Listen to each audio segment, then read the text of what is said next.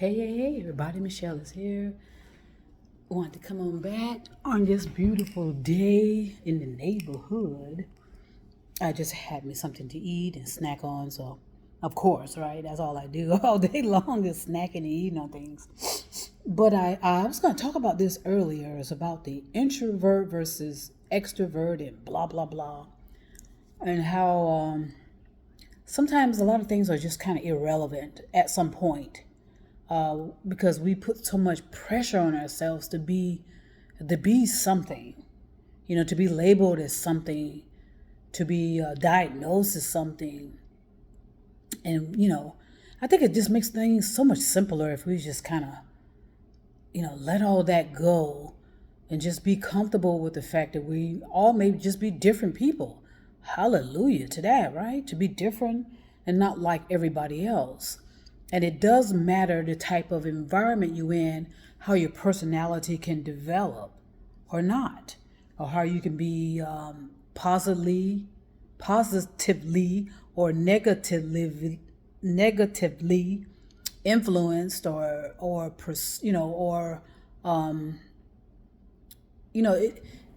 environment can kind of have you, if you're not conscious. Your environment can kind of get you influenced in ways that you may not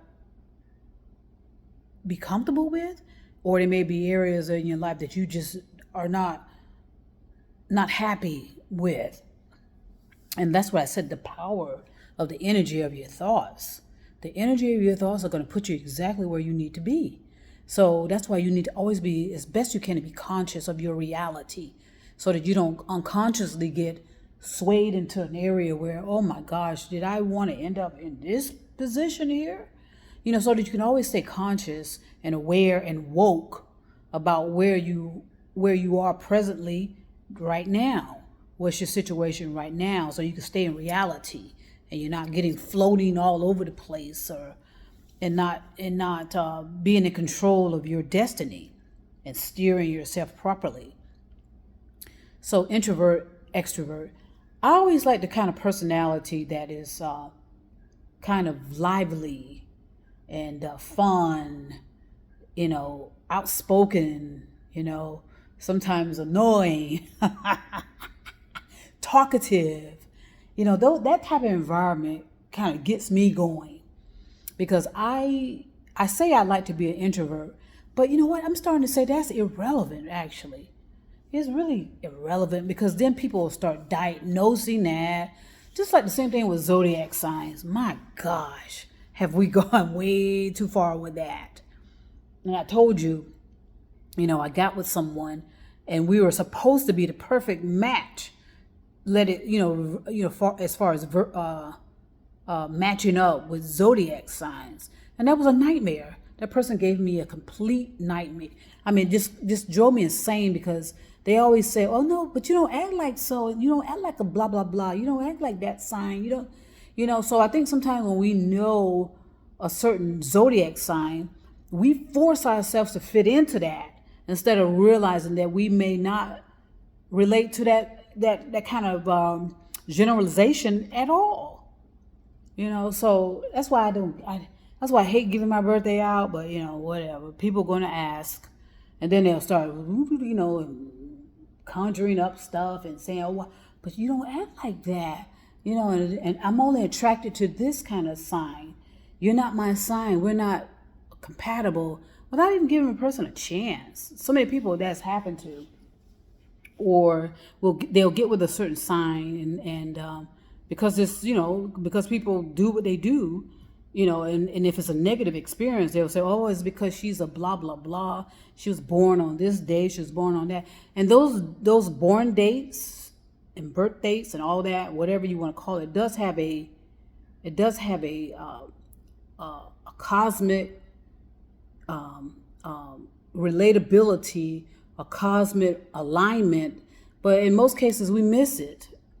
I told you, we miss a lot of our alignments, all of us, at some point in time, because we're too busy. We're not paying attention. We're unconscious. We're intentionally overwhelmed. We're delusional with this. We're highly religious.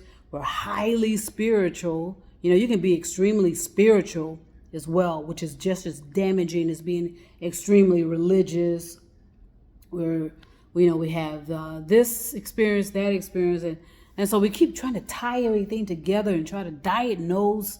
Not the individual, but we have outsiders. We're always looking in, attempting to diagnose people and say, oh, you know what, she might be this. You know what, she's a this and she's that and she's blah, blah, blah, and it just gets crazy and overwhelming. And like I said, just kind of see if you can empty your brain of all that garbage and just accept reality and understand that, yes, we are all aligned. We're all having an alignment if we're paying attention. Yes, for a lot of us, it may have been severed, okay? But you won't know until you take the effort to find out. There's reasons for a lot of our alignments to be severed, because like I said, the attentional overwhelm, being so extreme on one end or another, having our psyche damaged, damaging our consciousness and this and that and the other. Okay, but like I said, with myself, I've done so much work on myself. Okay, I am fully in acceptance of who I am, fully in acceptance of the good, bad, the ugly, the failures, the success of who I am. Okay, and I'm not gonna be so concerned about it because, and thankfully, I was able to visualize at a very early age, not necessarily visualize, but know that my processing was visualization. I didn't realize that until some time ago that was the reason why there were so much difficulties in my life, is how I process. That's the term, how I process how I process information. And that's why I always say you need to know, are you a visionary type? Do you respond well to visionary stuff or vision? Somebody has to keep getting your attention, because I will be all over the place. And even though I'm all over the place, I do still be paying attention. It just seems as though I'm bored. I'm looking around, looking up, and so, but I'm still paying attention. Just like people that are auditory. I always laugh about the auditories. Because sometimes they like to talk, and sometimes they don't allow other people to talk and allow other people to interject and give an opinion, they just don't give you a chance to speak. But they're paying attention too, even though they may be doing all the talking. They're paying attention too. And of course, people that are in their feelings are they can pick up, sometimes they can pick up energy, but if they haven't processed or discerned themselves properly or developed themselves properly, they can pick up energy and they can go really, really extreme. They can be very dangerous, and they can be physically dangerous as well. A lot of narcissistic people are like that. They can pick up a lot of, there's just something going on about how they perceive things. And I think they're so much in their feelings. They hold grudges. They don't ever forget how you've harmed them. They don't ever forget how you've been disloyal to, those type of things. So people that are in their feelings, you have to be very discerning and judging around them. Because like I said, they can be violent. They can turn into narcissistic, sociopaths, psychopaths, whatever you want to call them. They can turn into something very dangerous because they're dealing with their feelings and their emotions, and they're out of control, and they can be explosive and just carry on, and it causes some harm.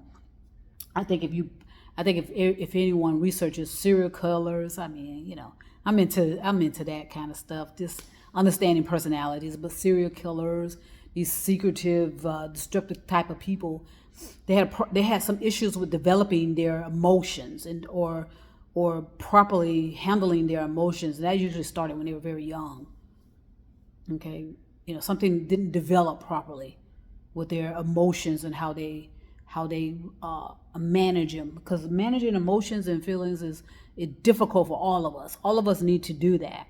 Whether we have a dominance of vision, a dominance of hearing, or feelings, and as well understanding other factors of our sensings, sensing and receiving those other senses that have to be factors in our lives. They have to be developed in our lives. We cannot allow any of them, for that matter, to just take over.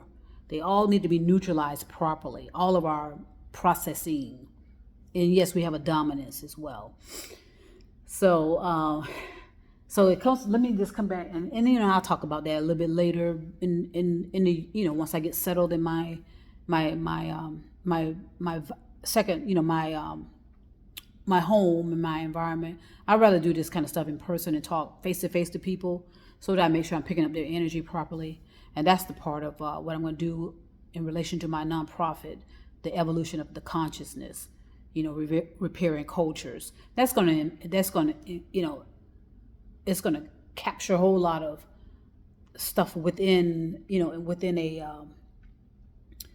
circle of events, circle of circumstances. And that's what I'm hoping to do with my nonprofit, and as well work with other people together to see how we can make an impact, whether it's, and it's going to be a small impact, and hopefully it can branch out. Good things do travel. Love does travel, honey. Love can get through negativity. Love can. Universal love as well. It can all get through that. So that was what keeps me enthusiastic, inspired. Love keeps me inspired. And so, and I know it's difficult, but I know that if we are creative and thinking for ourselves and just taking it there, take it there, and kind of revamped, remodel, remaster, reimagine, whatever it takes to resolve stuff finally, and find solutions, and do whatever we can to assist everyone if we can, which I know the realities, but at least give it an effort.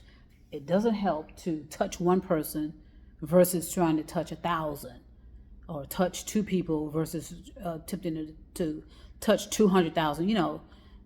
If I can teach one person, I'm happy. Okay, if I can teach one, I'm happy. So it's just so many stages.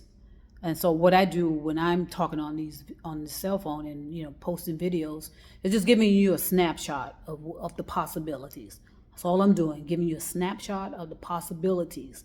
But it does require stages. It does require stages.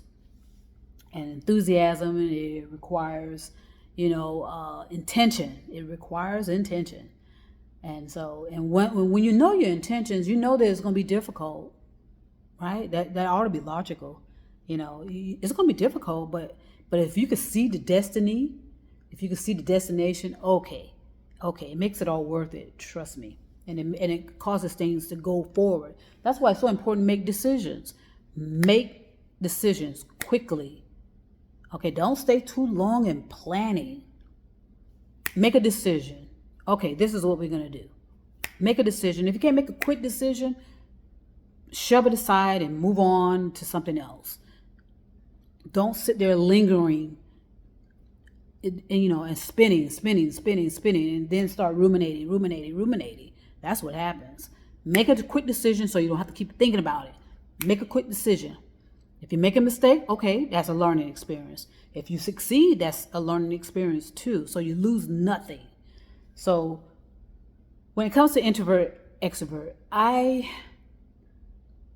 it all depends on the energy of the person. Okay, I do not want anyone who classifies themselves as shy, being afraid to speak, being afraid to take standing up and raising their hand and asking questions. I like to be around personalities of people that are engaging, hey, they're outspoken, hey, I can handle it. I don't get offended. Don't try to, not just mad, being silly, but just know that I got Michelle. I got me. And I want other people to have themselves, and then we can talk together as to how we can have each other, support each other, love each other, and make our lives as much of a paradise as possible, even in the midst of danger and chaos and destruction. there can be paradise. So I'm looking forward to it. I'm looking forward to the intimacy in the one-on-one. I'm looking forward to the intimacy with the group setting. I'm just looking for the opportunity to socialize with like-mindedness and just see how like we can assist other people around the world if possible. If not, we're going to know better. We're going to know clearly and effectively how we can make an impact. And we're not going to try to take on everything all at once. That's illogical, and it's dangerous as well, because the issues we face are extreme, especially with the overpopulation of the planet, with people, animals, buildings, materials. There's too many footprints on this planet, crushing the infrastructure. And sooner or later, these scientists are going to come forward and make that very clear and make it known how dangerous our futures are, especially for the children and your descendants. A lot of you have descendants. Remember that. They need somewhere to live.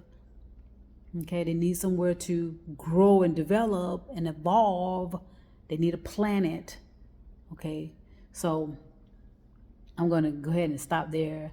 I just want to share that, sometimes we keep describing ourselves and doing everything to give a definition to our personalities. Let's just allow everybody to be who they are. And let's see if we can just love them regardless of whether they're introvert or extrovert, whether they are Gemini or Sagittarius or Virgo. Can we love them regardless? So masculine and feminine, that's where a lot of imbalances with the interpersonals, because we got to neutralize the masculine and the feminine. No matter what anyone says, we're going to have to neutralize that. It's causing an imbalance with interpersonal relationships. It is, and people making it into a sexual, worrying about people's sex life and what they're doing in their bedrooms, or what kind of genitals they have or not have, and what kind of equipment they need to use. All that irrelevant, judgmental. That's judgmental and being assumptuous. About people. The masculine and the feminine energy has nothing to do with sexuality, by the way, or how people are performing in bedrooms. Okay, it's an energy thing, and it helps to balance the interpersonal relationships, and that's where we need a lot of work and repair, and I hope to help in the near future. So peace and love, everybody, and trust me, I'll be back.